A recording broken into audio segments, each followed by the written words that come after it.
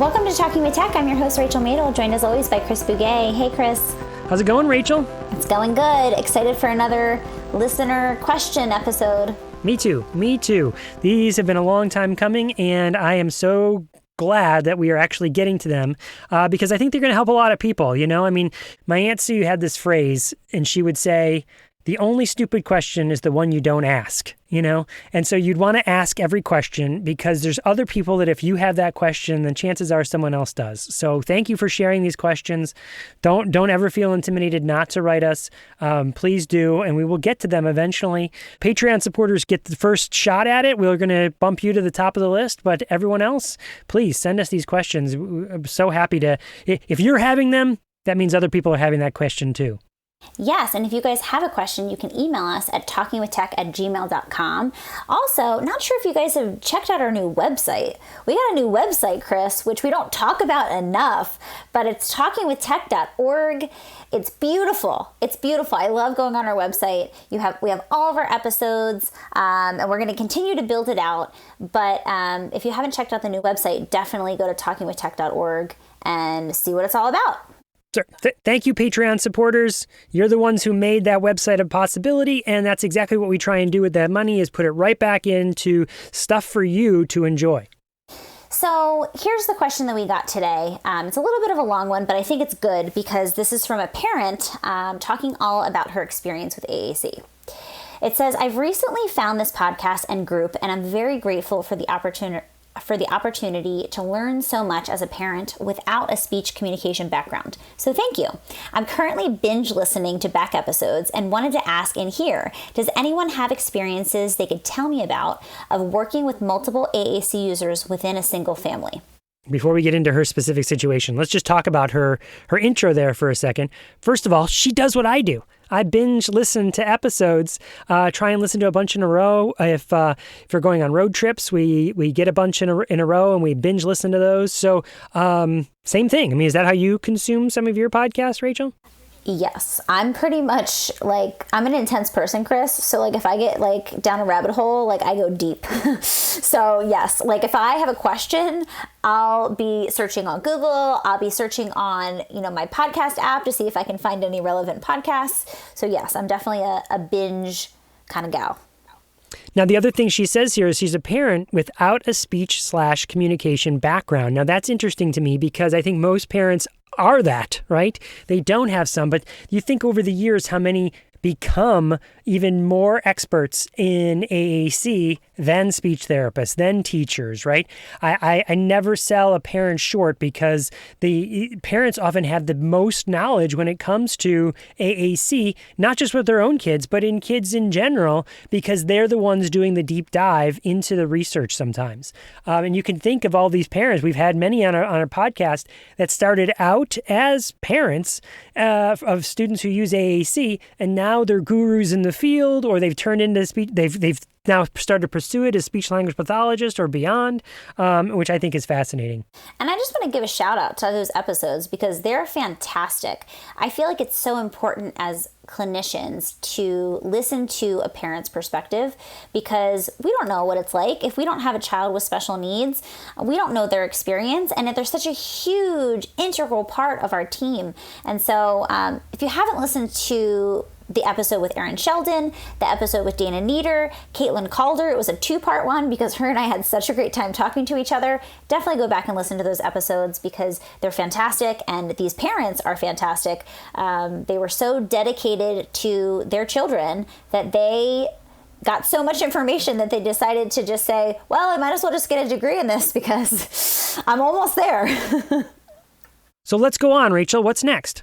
Okay, so this parent says, I have 3 children with developmental disabilities. My 3-year-old is nonverbal preverbal, did a LAMP trial in October, and is currently working with LAMP Words for Life on an iPad while we wait on funding for her accent. My 5-year-old was a harder sell because he struggles more with fine motor and vision issues than his little sister does. And because he doesn't show the same communicative intent, we've finally started a trial of LAMP VI with him. We have a Loner Accent 1000 that just arrived last week. It's possible that we may determine that Unity is a better fit for him. Not sure yet. So that's 2 kids with similar devices, but different apps, different symbols, different numbers of words unmasked. And then my 13-month-old is receiving early intervention as well. And I'm absolutely anticipating that someday we'll be going down this road with her too. And I don't want to wait as long as we have with her siblings, especially knowing what I know now. So, speaking very practically, what does modeling look like for us? All 3 of my kids need a lot of support at mealtimes. Only my middle daughter is walking independently, so lots of carrying. I have a camera strap to put a device on my hip, but I can't imagine having 2 devices slung over opposite shoulders while trying to carry a 5-year-old up the stairs. My situation can't be unique, but I just haven't met anyone else who is trying to introduce AAC to 2 different kids with different learning needs at the same time. I would love any insight that anyone might have to share. Many thanks. Well, first of all, that's awesome that you have the AAC devices there and that you're using them and you're knowing about modeling. First of all, that's a huge leg up, right? That you already are thinking, okay, she's already thinking, oh, well, all right, I need to be modeling, but a barrier is that I've got 2 different systems, but and possibly 3 coming up. And then the benefit there is that I always see these particular systems, LAMP Words for Life and Unity, as siblings. I always call them siblings because they're very similar. They're based on the same philosophy, and most of the symbols are in similar places. So that you can kind of intermix them a little bit. I mean, at least that's how I think of it. And so yeah, I would use one, possibly Unity, possibly LAMP, but I'd pick one and I would then just start modeling on it. I think another low-hanging fruit would be to actually integrate some low-tech supports in the home. So having a printout of, a symbol, whatever symbol that might be, on and off next to the sink when you brush your teeth, for example. Those types of things I think could be great because, yes, we want to teach children the motor plans for where their symbols are on their device, but we're also really need to teach the actual language. Like, what does this concept mean? What does on actually mean? And so that's where, I am just picturing this mom with like 2 devices, like running around the house, trying to be a parent, but also trying to be a speech therapist. That's a lot. And so I love integrating low-tech visual supports for kids to, just get used to seeing it every day. You touch it when you say on, when you turn the water on. If you happen to have the device on you, you can do a second model on the device. But that's a really easy way to start incorporating the language at your house. Just putting up those symbols around your house. It also helps trigger communication partners to actually model, because I think that's the other thing, right, is like we just get so caught up in our day-to-day busyness that we forget to model. And so that little reminder on the sink or on the door, on the cabinet, on the remote, those types of things can really be beneficial. So I wonder here, when I look at the different systems and we really think about what she's saying, that because they're using LAMP VI and the student might have, it definitely has vision issues. And so LAMP VI, if you're not familiar, has like a black background with different colored symbols. So it almost looks like you've hit the high contrast button and everything is flipped. So instead of white, it's a black background. And so I wonder if you were looking at if she's asking which symbol set do I use to model, I might go with that one because I don't think that would hurt the person who doesn't need the black symbols. They're still going to be learning the same sort of symbol set. But if you used the white symbols, that might be hurting or not as beneficial to the student with the vision impairment. I guess hurting is a strong word, but just not as beneficial as using the VI. And then when you're saying the low-tech supports, what I could sort of see there in both of these systems is, one, yes, making possibly larger, like you said, on-off of the symbols. So another thing to talk about when it comes to the low-tech supports, and you were saying you could put the symbols up in certain areas, so we could make those symbols a little bit larger if we needed to. And you said put them next to a certain area, so maybe there's an up and down or open closed on the fridge is another one that I've seen people do. So you could put those symbols open closed, like you said, at magnets or something like that. But because of these particular systems and they're built on motor planning, imagine taking kind of a screenshot. People can't see me, but I'm making like a rectangle, an 8.5 by 11 screenshot of the homepage and drawing a circle around the first hit and then an arrow going to the second hit where there's another circle. And that could be brought out in a very... it's like a bright yellow or something like that could be used to kind of show what those are. Again, to kind of show where the motor plan is. And then you, as the parent, and all the other supports you might have in the house could be modeling on that low-tech device, even if you was wearing your high-tech device strapped around you at all times. Yeah, no, I think those are both like really good ideas. I think that ultimately we can get really hung up on, do the symbols match, and all these details that at some level, like if you're making decisions, like yes, like would it be great if the symbols look the same? Of course. Is that like gonna make or break it? No.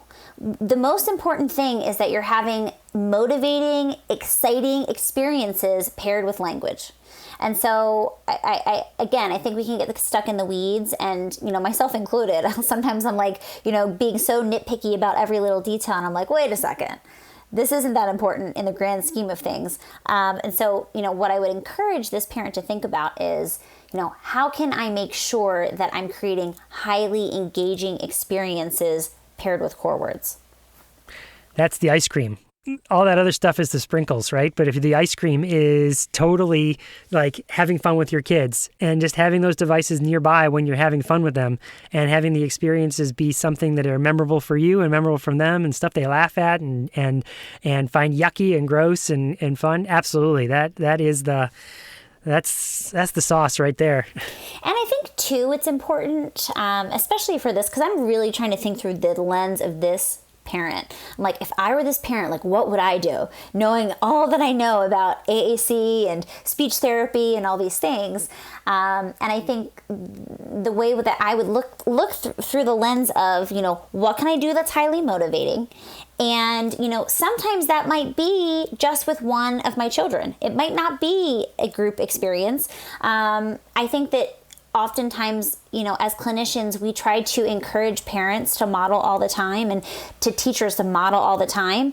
But what really matters is the quality, right? What really matters is the child really excited and engaged? It can only be for 5 minutes, but those 5 minutes of quality time spent with your child modeling a specific word, like that's going to generalize way more than like when there's like mediocre level of engagement and like the child's just kind of like, if they're doing anything and they're not motivated, just like kind of like hitting the button or like imitating a model, like that's not going to generalize. And so really just setting aside maybe, a small part of the day, 5 to 10 minutes, just getting kids excited and then pairing that with language. Because I think that it sounds, I'm overwhelmed reading all of the question from this parent. So I'm sure she feels overwhelmed knowing like I have to model all the things all the time. Just start small and start with what kids are already really excited about, those experiences that you're already having with your kids, and then just start building off of that momentum. So let's recap really quickly. One would be if you're modeling and you're having supports, you could put supports up around the house, but model through your typical routine. Second, make sure the activities you're doing are highly motivating and fun so that you're having engaging experiences together and you're not turning people off to AAC. And then the third portion that maybe we haven't talked about yet is one of those highly engaging activities might be having a shared experience around literacy, either reading or, again, maybe it's even watching some sort of video and then you're talking about the words in that video and maybe you have the captions on and you're talking about the words. There's different ways to engage in literacy activities, but building that sort of literacy experience for your children will, again, have long-term gains. Definitely. This was a really great question, Chris. I feel like this is one that, this is specific to a parent and her children, but it could very easily translate to a teacher and her classroom, right? We get that question all the time. Like, my kids are all on different devices. Like, what do I do? And of course, the core word of the week is a great strategy that both parents and teachers can use to, kind of laser focus their energy on one specific word to make it feel a little bit more manageable. So I would recommend that too for this parent is, do a core word of the week. And that makes it feel a little less daunting, I think. Couldn't agree more. Okay, Chris, so what's our interview this week? So the interview this week is one that we've been actually teasing a little bit in previous episodes. Back when we did bingo, remember when I lost a bingo and you trounced me by 1 point? One of the questions there where you have like jewelry with AAC on it, or do you have some sort of wearable with AAC on it, something like that? And the interview today is with Alexis Martinez and Natalie Fry. They were students that I met when I was in Arizona with Caroline Musselwhite doing AAC in the desert. They were doing a little presentations there, and I got to hang out with them a little bit afterwards. And Alexis had made like a communication tool for communication partners that went around her wrist, that I thought was fascinating. So we talk a little bit about that. And so, we've been trying to have on the podcast students and getting student voices and get the experience of people who are just coming into the field and also veterans as well. We try and get all of the voices. And so this is some students. And as they are, I think they actually have now they've graduated since the recording, but they were just finishing up their graduate program at the time of the recording. Awesome, Chris. So let's head into your interview with Alexis Martinez and Natalie Fry.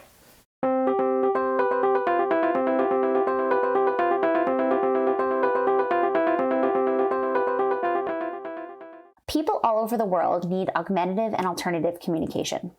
Despite the global need, some areas of the world don't have access to the same resources as others.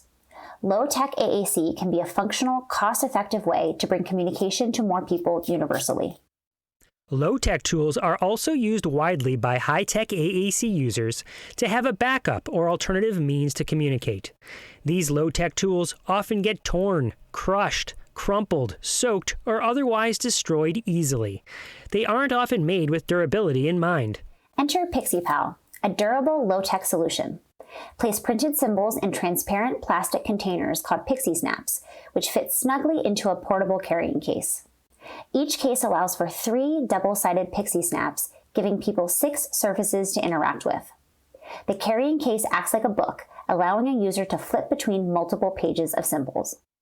This innovative design makes Pixie the perfect portable, customizable, and splash-proof low-tech solution.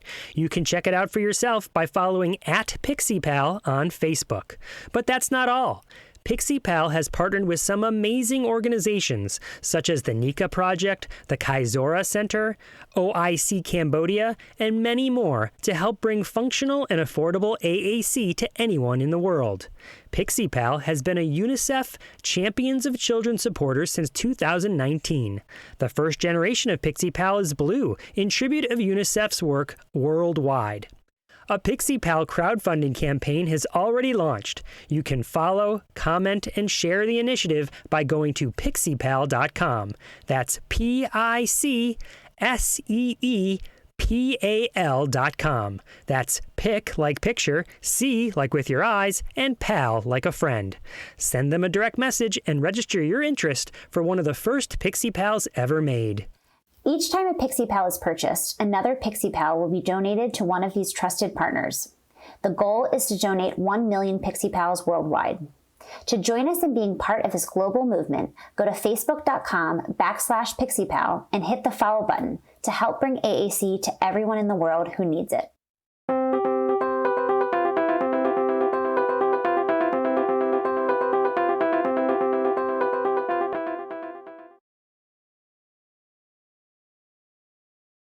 Welcome to Talking with Tech. My name is Chris Bouguet, and I am here interviewing Natalie Fry and Alexis Martinez. Am I saying those names right?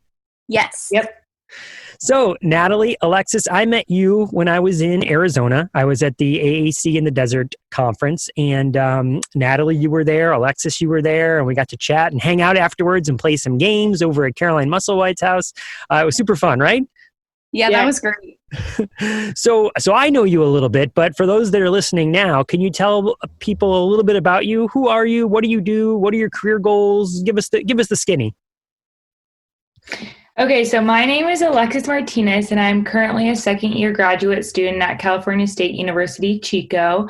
I first got interested in AAC when I was in undergrad, and then moving forward, I had a client at the university clinic who used AAC and kind of fell in love with it even more. So my graduate school clinician, my supervisor actually got me in touch with Brandy Lee Wetland to do an internship down in Arizona, and I also got an intern with Deanna Wagner and Caroline Musselwhite and Sharon Hendrickson. That's a little bit about awesome. Me. Yeah. Yeah, and Natalie? then I'm Natalie. I'm a second-year master's student at the University of Arizona, graduating with my master's this year, which is great. I'm planning to work in schools after I graduate and hopefully one day become a clinical instructor. That's really something I'm interested in, and getting students more experience with AAC. My experience with AAC really didn't start until last summer, when I also worked at the Yo Si Puedo camp with Sharon, and I got to meet Alexis there, which was really great. So ever since then, I've really been working hard to make sure I get a lot of experience with AAC.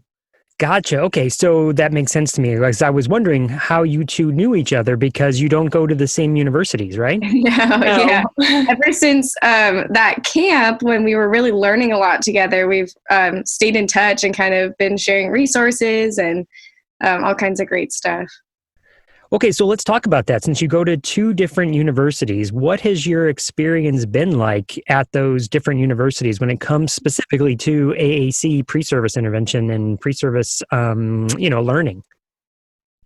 Yeah, well, I can start talking about it. At University of Arizona, like in my specific experience, I feel like there's kind of two parts for graduate student experiences with AAC. There's like what you get in the classroom and then what you get clinically.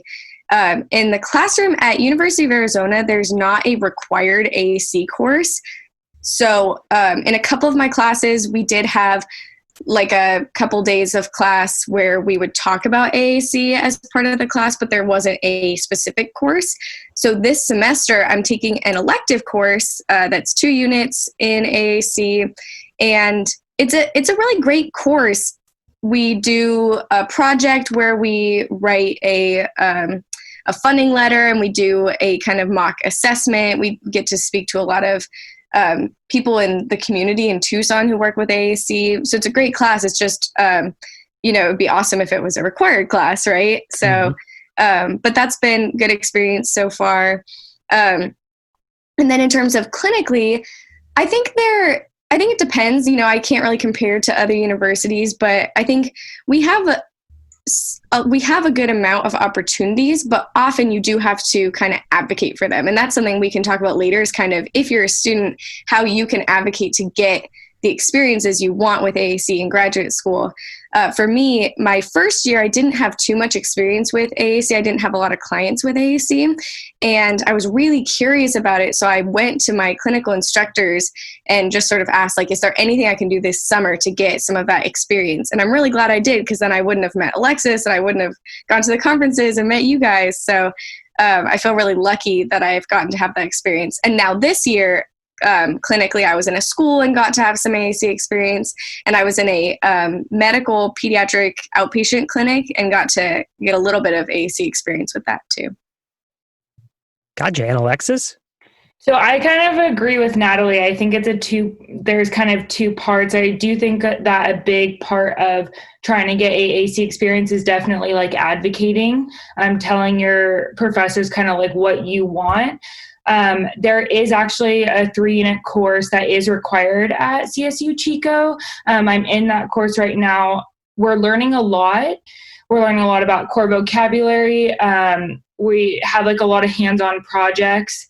I think I wish that this course was a lot earlier, because there are a lot of individuals at our clinic that do use AAC. So I think as like a first year graduate student, when a lot of us did have clients that use AAC, we didn't know a whole lot.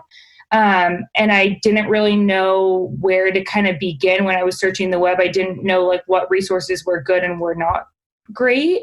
So I kind of felt like a little bit underprepared, I would say, first semester. So I kind of wish that the university course was transferred over to your first year. And let's see what else. I think that's kind of about it. I think Natalie kind of touched everything that we kind of talked about. Yeah, I know Alexis and I have had conversations about kind of our education in AAC and how we both had really good opportunities, but we have talked about how it does sort of feel like AAC is not necessarily an afterthought, but it does come later in our graduate school education. And it would be really nice if that kind of education was happening earlier, not just because, you know, we see clients and we want to see them, but also because I think it, you know, the classes that we get earlier, it almost seems like those are the things they really want us to know, like the most important things. And because every clinician, for the most part, is going to have a client who needs AAC or who uses AAC, you know, to me, I think it would be so important to have some of that education right at the beginning to really teach graduate students the importance of this. And another thought Natalie and I had was to maybe, if universities don't want to do like a whole course, maybe like implement like sections of AAC in different courses. So you kind of have AAC throughout your education, implementing it in a language class, implementing it in a motor speech disorders class, like implementing it early on in these courses so you don't feel so behind the eight ball. So can I dive into that just a little bit and let's talk about that. So I often, when I'm thinking about like universal design, that's something I talk about quite frequently when I'm doing presentations and things like that. And there is this struggle to, when you're designing an educational experience, to think, well, everyone needs to know it all up front. You know, how do you parcel it out, right? And so one of the things we try and do with when I talk about UDL is embed it all throughout the entire thing. And I think that's what you're getting at there, Alexis, is that as opposed to AAC being its own course, or maybe in addition to it being its own course, if there's little segments throughout all the courses, I'm wondering if the professors that have been around for a while would feel comfortable with that. Like, do you feel like the experience level is there? You know what I mean? To be able to embed it in, like, I know my language development class and that's how I teach it. And therefore I could not insert AAC because that means something, I'd have to lose something else, you know? What are your thoughts there? Yeah, I mean, I think that's part of it. And everybody kind of has their areas that they specialize in and feel really comfortable with. And I mean, grad school is short. There's so much to learn in such a short amount of time that I really do understand that feeling of, well, if I include this and I have to lose something else, I think I mean, it's a valid concern. And I think that Alexis's point is really good. And it's something that the U of A, I think, does a pretty good job of, or at least is like trying to incorporate more. Like my adult language disorders class, we had a day where we talked about AAC, and my motor speech disorders class, we had a day where we talked about AAC. So I do think it kind of, one way that can work is if you as a professor or, you know, as an educator don't feel comfortable or don't feel like you're the person who should be giving that lecture, inviting a guest speaker or kind of having somebody come in, and then kind of the two educators can kind of integrate the two materials, you know, AAC and kind of the specialist in whatever that subject is. If there was only some way to invite people into your classroom remotely, I'm sure there's some way we could figure that out over the internet. Yeah, I know. I feel like maybe this new era of doing a lot of things online will open up a lot of new opportunities for educating, maybe. Absolutely. Alexis, what are your thoughts? I completely agree with Natalie. I think that that's a great way to kind of, if professors feel like that they're not prepared, to bring someone in to come speak. I also think it would be, you can also help this work by inviting like your like local representatives to come into courses, so they can kind of talk about their specific devices. And I think from there, they'll be able to give out the resources that people like professors and graduate students could go use. So I think Gotcha. that would be another way to do that, or to one day just go to from lending libraries, you can get devices that are free of charge. All you have to do is pay for the shipping back. And even just to have one day where you get a bunch of devices and then you practice kind of well, how would I now scaffold to do this with someone that uses AAC? Mm-hmm. So just kind of coming up right there, hands-on stuff that you are already doing in class. So just implementing AAC when you're doing an activity, I think could also help that. Cool. Just so people feel comfortable. Mm-hmm. Natalie, did I get the story right? So you were interested in AAC. So you went to your professors and said, what can I do to expand my own learning? And that's how they either looked up or found or knew of the camp that you went to where you met Alexis. Is that right? Yeah, so the camp, the University of Arizona already had a relationship with Sharon and her camp, so I got to talk to some other grad students who had been at the camp and that sort of thing too. And so, yeah, my clinical instructor, who's kind of the head of our clinical placements, I went and I kind of talked to her and I said, what can I do? And Gotcha. So, but it does sound like you initiated that, like you went to them as opposed to there was some sort of thing on the board that you saw or some sort of, you know what I mean? Like internet posting or something. So in that case, and I don't get me wrong, I'm not criticizing anybody. I really love the initiative of a student saying, okay, this is something I'm interested in. I am taking charge of my own learning. Please guide me, instructor. I like that so much better than the instructor going, hey, you should do this. You should do this, Sure. So if you're a grad student that is kind of interested in AAC and you want to build your experiences, what are some advice would you give to people?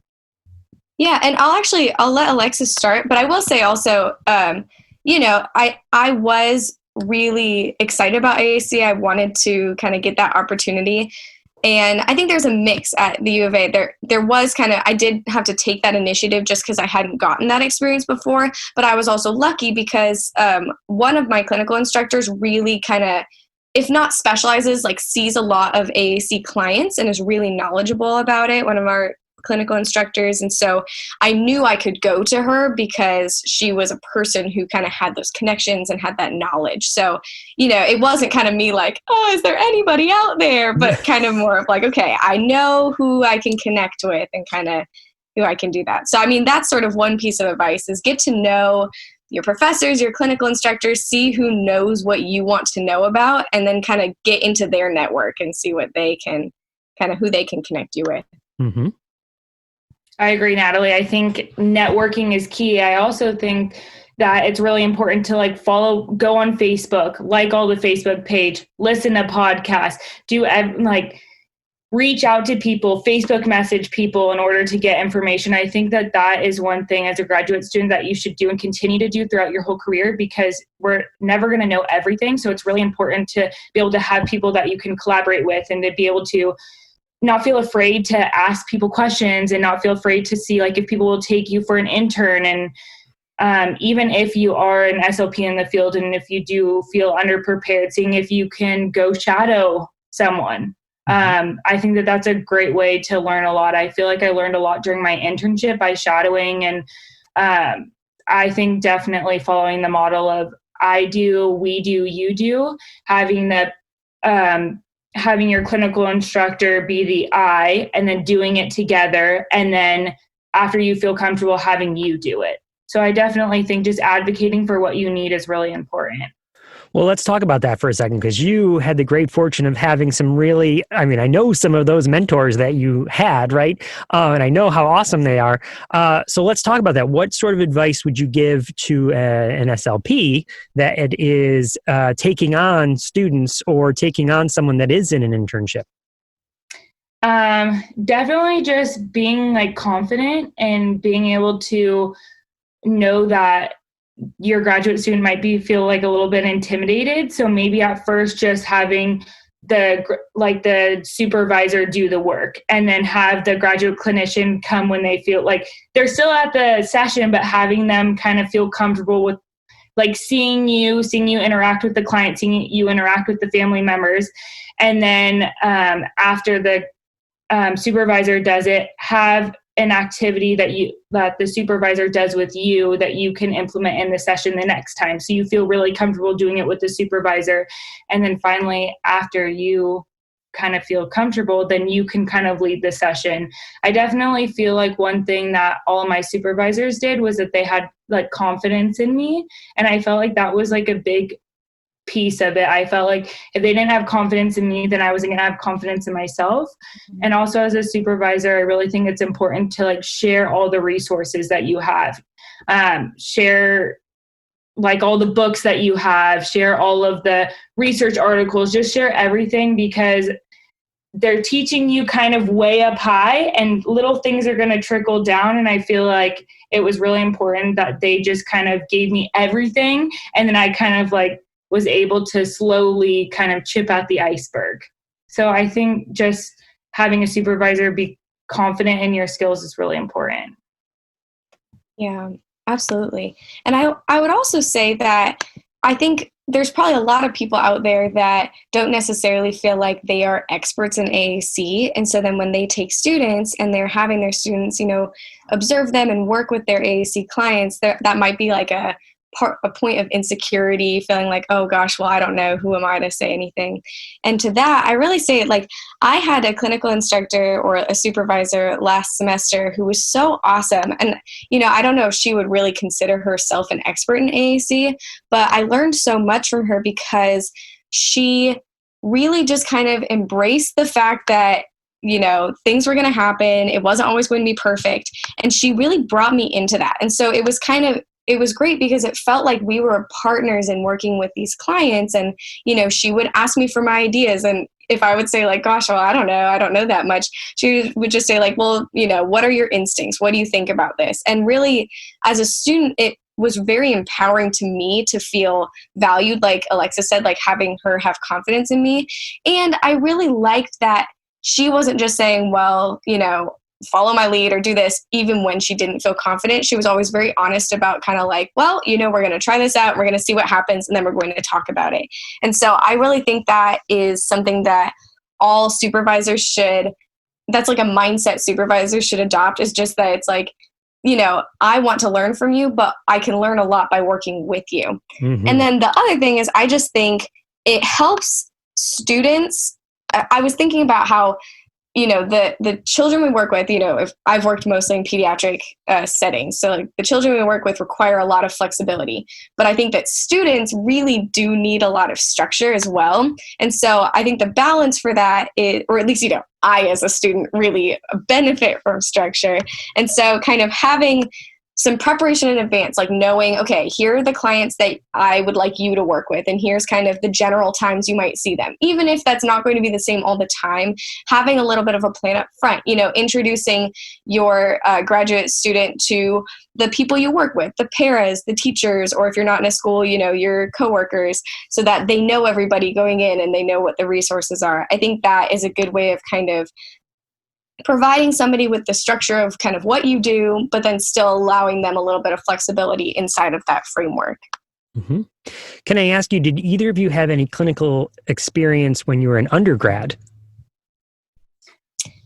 Well, I personally did not. I actually did my undergraduate degree in global studies and Spanish. I did the leveling track at University of Arizona. So I didn't have any experience outside of just shadowing in undergrad. I did actually work with the Kegels at the Kegel Autism Center, which is how I kind of learned about this field. But honestly, that's a story for another day. But not a lot of undergrad experience here. What about you, Alexis? I didn't have a lot of undergrad experience either. I never went to go shadow a clinician. That wasn't required for us to get in our grad program.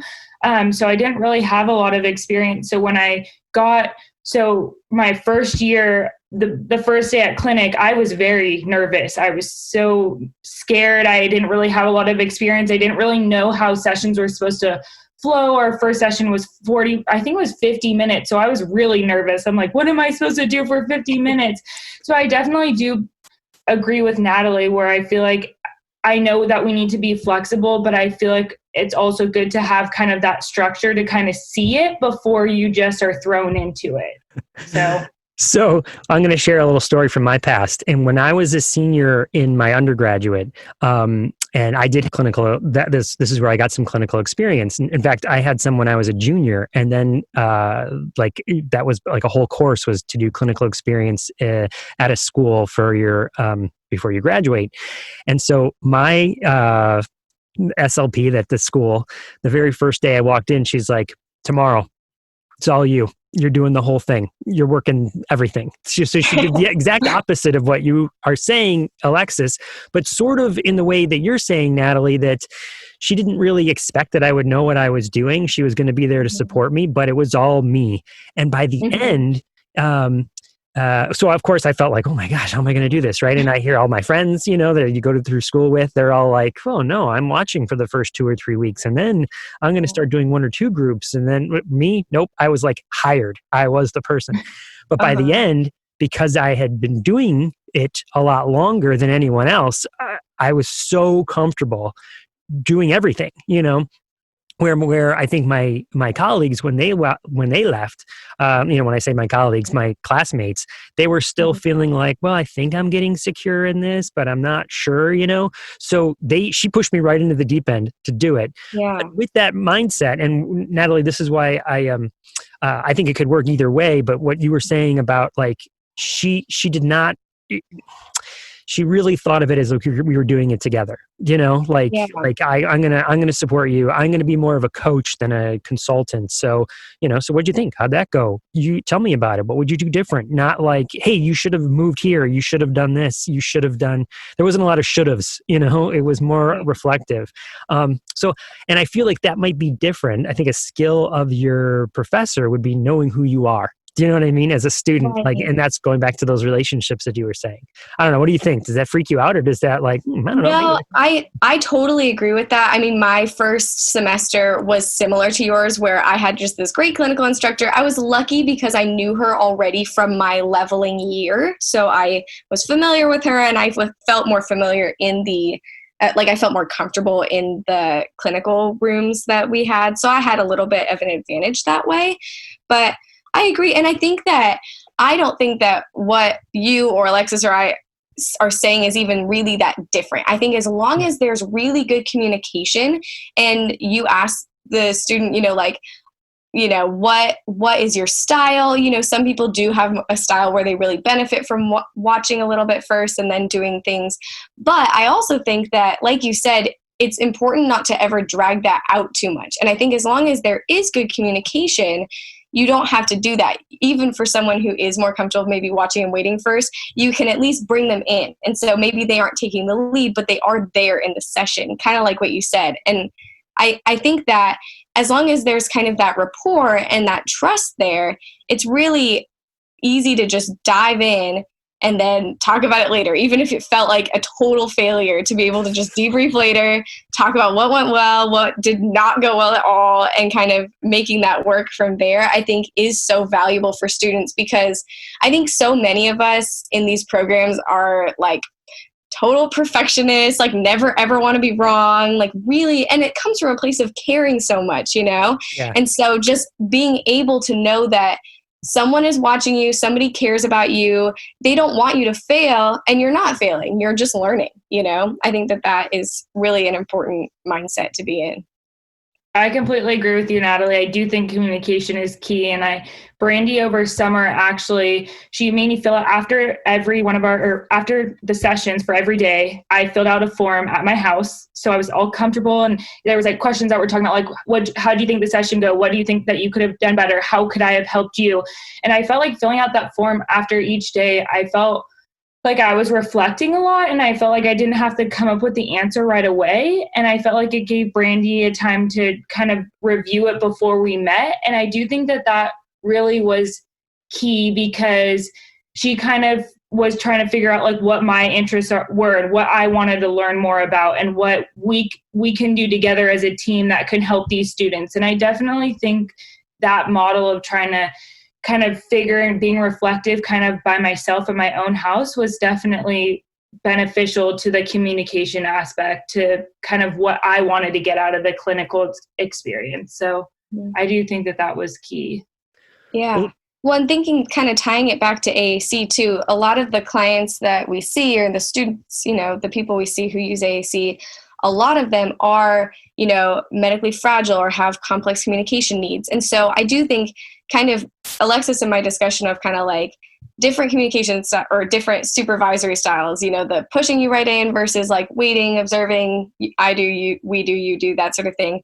I think we want to tend to be a little more cautious when working with those AAC users, just because you don't want to have a student be in a spot where suddenly they're dealing with something that is beyond kind of what they know how to handle. And so that's where I think that supervisory style of just, we're both in it together, we're going to kind of work with things as we go, but I, as the supervisor, trust you as the student to just try things, as you think about them, just try them and we'll talk about them later. I think that's kind of a really good balance for working with a population that might be so unfamiliar to people. And because of that feeling of responsibility, a little bit more nerve-wracking because there's a lot going on. And I think that's really where the learning can happen, is when you're kind of in it together. So let me ask you this. Both of you have a strong interest in AAC, and there's a lot to learn when it comes to speech-language pathology in general. How did you both gravitate towards AAC? You have some sort of story that made you fall into this? I'm curious. So for me, I actually nannied for a little boy who had cerebral palsy, who used AAC in my junior year of undergrad. So I kind of had some experience with his family and some experience with working with him. And after that, I kind of like fell in love with it. I just kind of felt like it was like kind of a calling. And then fast forward to graduate school, I actually got an email from our clinical supervisor asking us who wanted to have AAC clients. So I responded back yes. And so I was on kind of like the AAC team group. So I had a client in the clinic who used AAC. And then after that, my supervisor was like, you seem like that you're really passionate about this. I really want you to get an internship with AAC. I'm going to try to like work things out. So long story short, she put me in contact with Brandy, and that's kind of how I came about AAC. Awesome. Natalie? Yeah, it's interesting that you asked. So I kind of mentioned earlier that in my undergraduate experience, I was working with the Kegels at the Kegel Autism Center. And so I learned a lot about pivotal response treatment or pivotal response therapy. We call it PRT. That is sort of a speech and behavioral therapy that was developed at the Autism Center in Santa Barbara. And so that's kind of how I was introduced to this field, is kind of through that area. And, I learned a lot working with them, and it was a really good experience for me. And it's really informed a lot of kind of how I navigate the field now. But it was a treatment that was very explicitly verbal. And so AAC, it wasn't necessarily like talked down on or anything like that. It was just one of those things where it was like, well, why would he need a device if he can do this therapy, right? And so that was kind of what I learned at that time of my life. And I came to the university and kind of, my first year, there wasn't a ton of education on AAC, but I knew some of my peers were working with clients who used AAC. And my professors and clinical instructors that I really respected were really doing a lot of work with this. And so I just became very curious about it, just because my education up to that point was just very lacking in AAC. And there was kind of a little bit of this, just from my perspective, from what my experience had been, kind of like that it wasn't useful, or that it was just expensive, that it was like, what's the point, And so for me, I just sort of felt like, okay, well, it feels like I don't have the whole story, so I really just want to learn about this. So I really actually went into it feeling like not like I was going to learn nothing, but I was kind of like, well, I don't know about this, but how am I supposed to know about it if I never get any experience with it? So that was why I was really pushing for that, because I felt like I was missing pieces of the story. And then it was so cool to learn about it. And I feel so lucky that I got to have the experience that I did after kind of having the initial experiences with AAC that I did. Yeah, in some ways, I think both of you have more experience than some speech therapists that are currently working in the field. Do you know what I mean with AAC? Sure. Well, and I think it's because it's something that if you are nervous about working with a population, there are ways to kind of avoid that. And I think that goes for anything. And so it's not necessarily like, I still think people who don't have a lot of experience with this, it's not necessarily that they're doing anything bad. It's like, I think because there's this fear of doing something wrong, I think a lot of people come to that feeling like, well, you know, it's better for me to just do the work I feel very confident in than to, you know, do something wrong with a population I'm not as comfortable with. And like, I get that. That's really, I think that's it's a powerful feeling. I would say too, you said there's many speech therapists or pre-service teachers that are going to be speech therapists that have that sort of perfectionist, like again, because they don't want to hurt anybody. They want to do the best job they can, right? So everyone's trying to get all A's in all their classes and do the best job ever. And so doing something that's uncomfortable might mean you fail or that it's a risk. And that can be really, really intimidating for people. But you are both modeling, hey, let's go out there and take those risks. Let's go out there. This is how growth happens, is by, is trying to learn something new that learning doesn't happen if you feel comfortable. You got to feel a little uncomfortable to learn it. So let me ask you that question is, what are you curious about now? I mean, now that you've learned a little bit about AAC and you've had some experience, what's got your mind reeling? What do you want to learn next? What happens next? Well, I think that there's just so much more to learn. I think I don't really necessarily know like which area of AAC I really want to go and dive into. I think I definitely want to learn more about like AAC and literacy. I think that that's my goal for this year or for this next few months, is to implement more AAC and literacy type activities into sessions that I'm working with my clinical supervisor. I think that that's one area that I definitely want to kind of dive in and like learn more about. What about you, Natalie? Yeah, I definitely think that's interesting. I last semester in the fall, when I was at the school, most of my AAC experience there was in a moderate to severe classroom. And so a lot of the people I worked with had very complex needs, and I mean, were very challenging to work with, kind of didn't always operate under the stuff that I had learned about AAC from the camp over the summer. It was a very different population. So I think kind of working with those people who have a lot of complex communication needs is an area I'm really interested in learning more about right now. Cool. Now, Alexis, there was something you talked about at AAC in the desert. I wanted to bring it up. I hope you're okay with this. And yes. I meant to put it on before, but I forgot. So you see my wrist is bare here, but it's sitting right there next to my bed. I could go get it. It's right there. Yeah, I'm glad I have it. Do you have it, Natalie, that you could show? Yeah, there it is. Yay! So, I gave mine all away. I don't have any more. I need to make no list, actually. So let's talk about it, because this is an audio podcast. People don't know what I'm pointing at besides my wrist when I say so. It's like a band with Velcro that has communication. Well, you describe it. Why am I doing it? You. Okay, so it is a bracelet. So that has so it's called a core word of the week bracelet. So what I did is I went on a Microsoft Word document and then went on to chat editor. You can use whatever symbols that you're using, and downloaded the symbols onto the Word document, and then made it to like a rectangle shape, and then cut it out, laminated it, and then said core word of the week bracelets. And then I put like week 1, week 2, week 3, and then put little Velcro circles at the bottom of each to make the bracelet. So my kind of thought for that was that they can be used as kind of like a trendy thing too. So a lot of the times kids have like a lot of trends in school, and they'll usually put a lot of stuff on their backpacks, or they'll do they'll hang stuff, they'll wear a lot of bracelets, or they'll hang stuff up on like whiteboards and stuff. And so I thought that this would be a good way to kind of make like a trendy statement, and also be a good way for teachers to give this to parents. Like, say if parents are picking up their kids, they can easily, just kind of slap on the bracelet. Or if the student is going to OT, maybe the teacher kind of puts the bracelet on the child and sends them to OT, so they kind of know everyone knows what core words are to be modeled that week.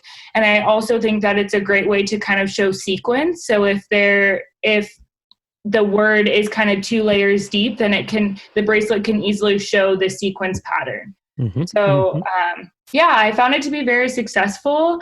I thought a lot of the paras kind of were modeling more once they had that, because the second that you look down, you kind of are like, oh, I should be modeling. And then you kind of model really quickly. So I definitely think that that's a way. And I think that the neurotypical kids also kind of were able to model with the bracelets, and they were wearing them around. So I thought it kind of brought awareness just for modeling throughout the whole school. So I loved it. I thought it was a fantastic idea. Yeah. Yay. That's so cool. So if people wanted to reach out to you, how would they get in contact? So to get in contact with me, you could email me at alexis@wespeakaac.com. That's a great way to get in contact with me. I could definitely send you the Word doc that I have. So all you will have to do is input icons into it. The layout is already made. So I could definitely send those to you if you guys need them. Cool. Maybe we could post it up on the show notes. Would you be cool with that? Yes. Awesome. And Natalie, how would people get in touch with you? Yeah, so you can contact me at Natalie Fry, just NATALIEFRY at email.arizona.edu. I recently learned that I get to keep my Arizona email after I graduate, so I like that one. Awesome. But yeah, and if you have any questions as a student or as a supervisor or anything, when Chris invited us onto the podcast, I think Alexis and I both kind of felt like, oh gosh, we're not really AAC experts, as students. What are we going to be able to talk about on this podcast? And so I just really thank you, Chris, for having us and kind of having confidence in us and, really wanting to hear what we have to say as students. It's really, I think our perspective is important, and it's important to kind of, as almost professionals next year, kind of really be a part of this conversation. And I'm really glad that you kind of let us have a platform today. Absolutely. I agree. Thank you so much, Chris. We really, really appreciate you bringing us both on. Yeah, absolutely. I'm so glad that you could come on. I'm so glad that we have a next generation that's going to be carrying this ball forward for AAC. And I just so appreciate your time and your efforts. And I can't wait to see what happens in the future. Talk to you soon. Thank you. Bye. Thank you. Bye, guys. Stay safe, okay? I'll let you know when this is coming out. Okay. Thank you. Yeah, that was so much. great. That was so great. So great. All right, I'll talk to y'all later. Nice meeting you. Yeah, have a great week. You too. Bye-bye now. Bye.